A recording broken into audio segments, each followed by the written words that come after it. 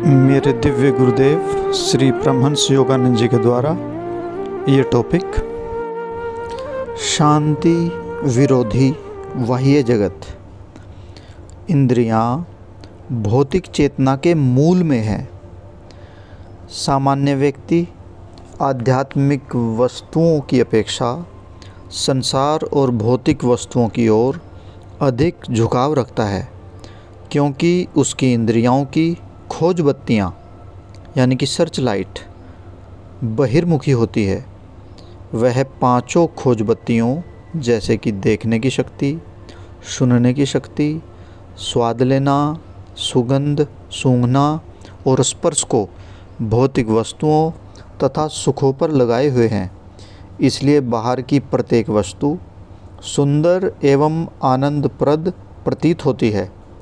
जब तक इन खोज बत्तियों को भीतर की ओर मोड़ा तथा एकाग्र नहीं किया जाता, आप आंतरिक जगत का अवलोकन कदापि नहीं कर सकते।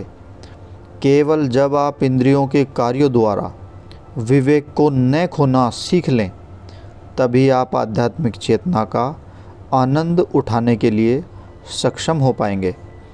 जब आप अपने मन को ध्यान में अंतर्मुखी करते हैं, तब आप समझना आरंभ कर देते हैं कि बाहर की अपेक्षा भीतर और अधिक अद्भुत वस्तुएं हैं।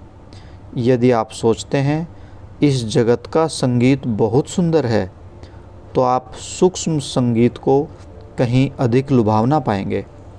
जिस प्रकार आप शीतल पावन तथा गर्म धूप के स्पर्श तथा सभी स्वस्थ संवेदनाओं का आनंद उठाते हैं, इसी प्रकार अपने अंतर में जो ही आप अपनी चेतना को अंतर्मुखी ईश्वर की ओर करते हैं, आप शरीर में आध्यात्मिक परमस्तकीय मेरुदंडीय चक्रों में सर्वोच्च सुखद शक्तियों के सूक्ष्म प्रत्यक्ष ज्ञान को अनुभव करेंगे।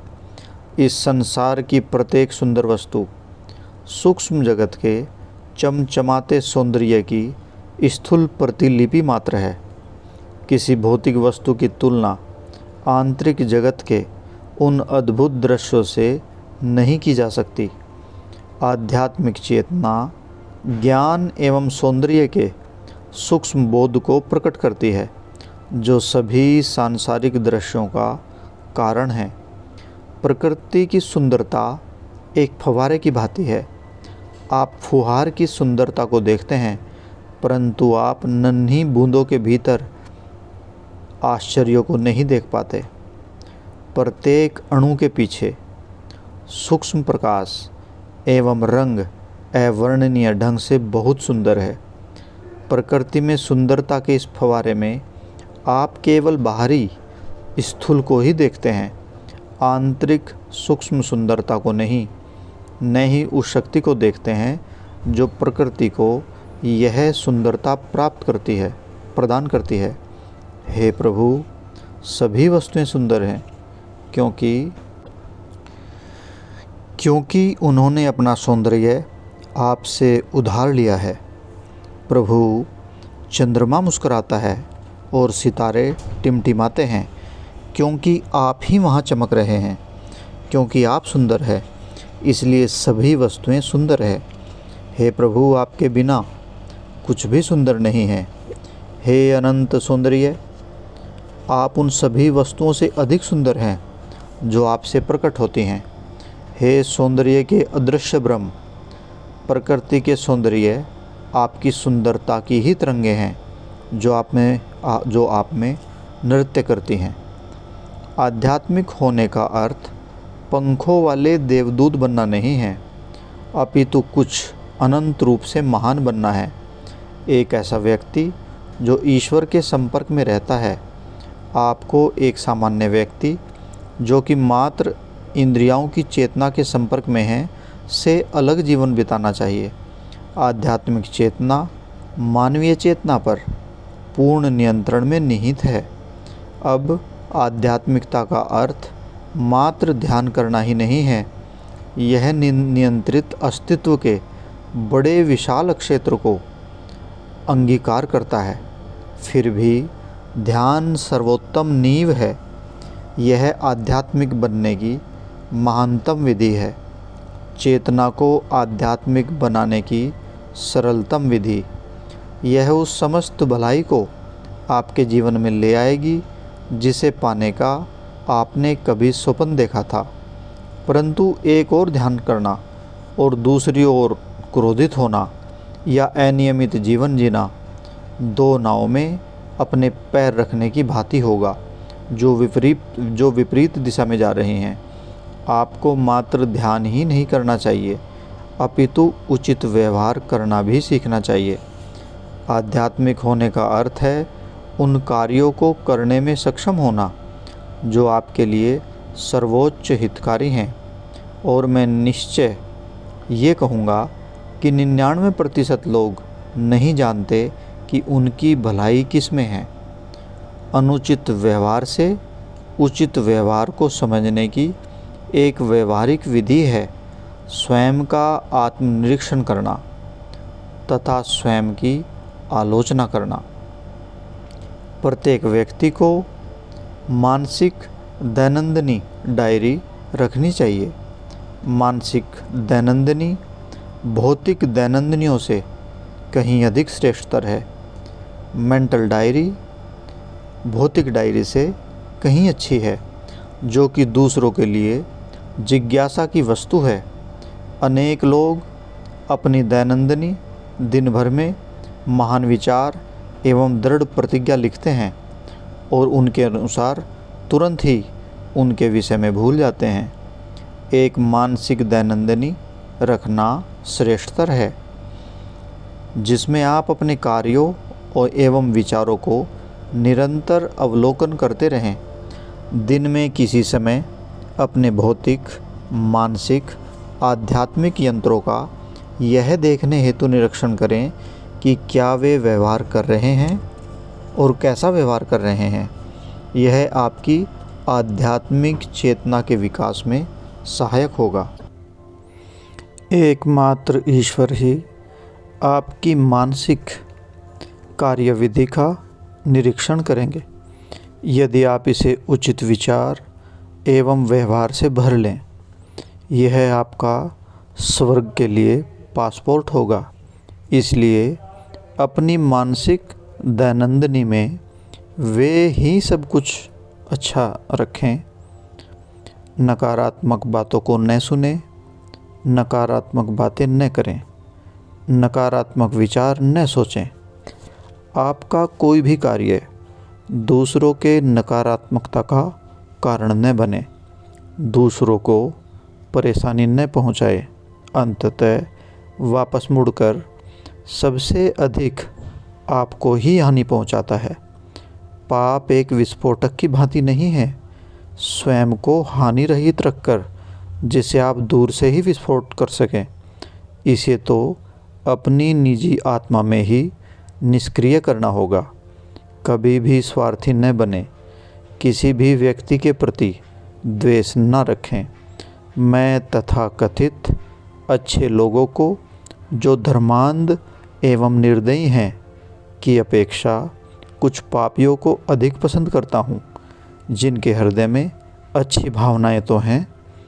आध्यात्मिक होने का अर्थ है उदार होना, दूसरों को समझना और क्षमा करना और सभी का मित्र बनना। यदि आप कहते हैं कि आप सभी के मित्र हैं तो यह सत्य होना चाहिए। यदि आप मित्रता देते हैं तो इसे ठीक से निभाएं। भीतर से विरोध भाव रखते हुए आपको बाहर से दयालुता या सहयोगिता का प्रदर्शन नहीं करना चाहिए। आध्यात्मिक नियम बहुत शक्तिशाली हैं। आध्यात्मिक सिद्धांतों के विरुद्ध न चलें, कभी भी धोखा न दें या विश्वासघाती न बने। मित्र होने के नाते यह जान लें कि कब आपको अपने काम से काम रखना है। अपनी स्थिति को समझें। यह जान लें कि आपको कब सहयोग करने का इच्छुक होना चाहिए और कब आपको सहयोग न करने की इच्छा करनी चाहिए। यदि आप लोगों को यह अनुभव कराते हैं कि आप उनके मित्र हैं, यदि वे जानते हैं कि आप सहायता करने को तत्पर एक मित्र हैं, तो यह जीने की एक अद्भुत शक्ति है। सदैव लोगों ने मुझ पर विश्वास किया।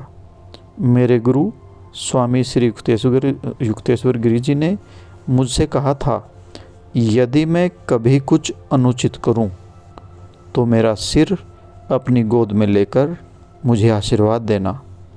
ऐसी थी उनकी विनम्रता और दिव्य मित्रता के अर्थ की त्रुटिहीन अभिव्यक्ति। मुझे भारत में अपने विद्यालय में एक लड़के की याद है। वह एक समस्यात्मक बच्चा था। उसके माता पिता उसे मेरे पास लाए थे। हम 12 वर्ष से कम आयु के बच्चे को ले लिया करते थे, परंतु वह उससे बहुत बड़ा था। मैंने उसके साथ स्पष्ट वार्तालाप किया। मैंने उसे कहा कि यहाँ विद्यालय के मुख्य द्वार पर कोई रुकावट नहीं है, वह कभी भी किसी समय बाहर जा सकता है। मैंने कहा कि यदि वह अच्छा बनना चाहता है तभी वह यहाँ रह सकता है। मैंने उससे तर्क किया, तुमने धूम्रपान करने का मन बनाया हुआ है और तुम्हारे माता पिता ऐसा नहीं चाहते। तुम अपने माता पिता को हराने में सफल हुए, परंतु तुम अपनी अप्रसन्नता को हराने में सफल नहीं हुए। अपने अनुचित व्यवहार के कारण तुम ही सबसे अधिक दुखी हो। मेरा तीर ठीक निशाने पर लगा। वह यह कहते हुए रोने लगा, वे सदैव मुझे पीटते हैं। मैं कहता गया, सोचो तुमने अपने लिए क्या किया है। आओ मैं तुम्हें इस शर्त पर स्वीकार करता हूँ, मैं तुम्हारा मित्र रहूँगा, तुम्हारा जासूस नहीं। जब तक तुम अपनी त्रुटियों को सुधारने को तत्पर रहोगे, मैं तुम्हारा सहायक रहूँगा, परंतु यदि तुम मुझसे झूठ बोलोगे, मैं तुम्हारे लिए कुछ नहीं करूँगा। झूठ बोलने से मित्रता नष्ट हो जाती है। मैंने कहा, यदि किसी समय तुम धूम्रपान करना चाहो तो इसे मेरी पीठ के पीछे मत करना, अपितु मुझे बताना और मैं तुम्हारे लिए सिगरेट ला कर दूँगा। एक दिन वह मेरे पास आया और बोला, मुझे धूम्रपान की अति तीव्र इच्छा हो रही है। मैंने उसे पैसे दे दिए और उससे कहा कि वह जाकर सिगरेट खरीद ले। उसकी आंखों को विश्वास नहीं हुआ। वह बोला, पैसे वापस ले लीजिए। मैंने उसे जाने के लिए बलपूर्वक कहा, लेकिन वह नहीं गया। अंत में इस संघर्ष के पश्चात वह बोला, आप मुझ पर विश्वास नहीं करेंगे, परंतु मुझे अब कभी भी सिगरेट नहीं चाहिए। वह संत तुल्य व्यक्ति बन गया। मैंने उसमें आध्यात्मिक चेतना जगा दी थी। जय गुरु जी।